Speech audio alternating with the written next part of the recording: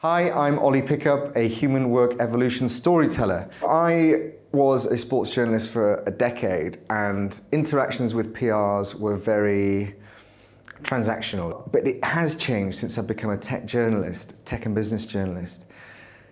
It's less transactional, it's more about developing relationships with PRs.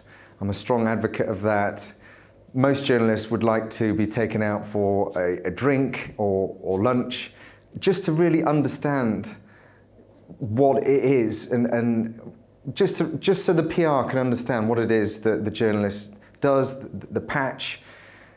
I think PRs in tech and business have come to realize that I'm not interested necessarily in a product. I want insight, I want real experts.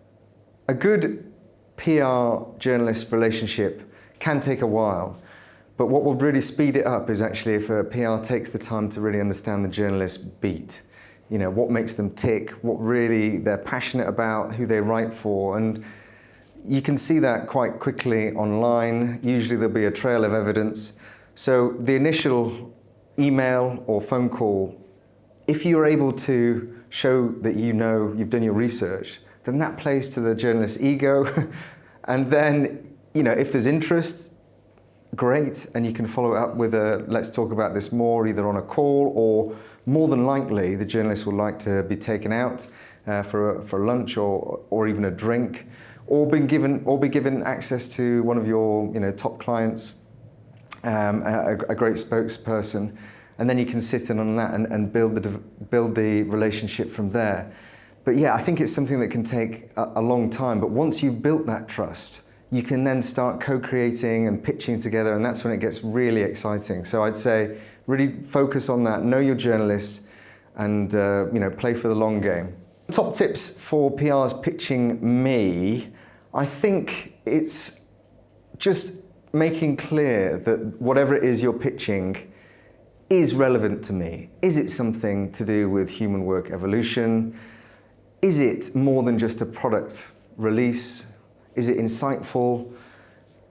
And is the pitch personalized? You know, I guess we all have egos as journalists, so if you can play to that, that's great. I also love stats.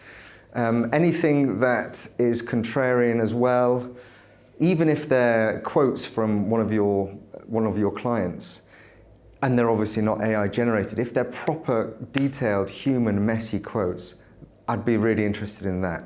In terms of the subjects that I span, it's anything from AI, cybercrime, education, the whole gamut really.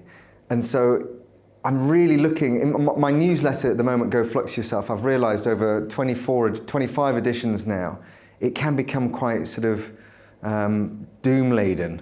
So I've created a new Tech for Good section this year.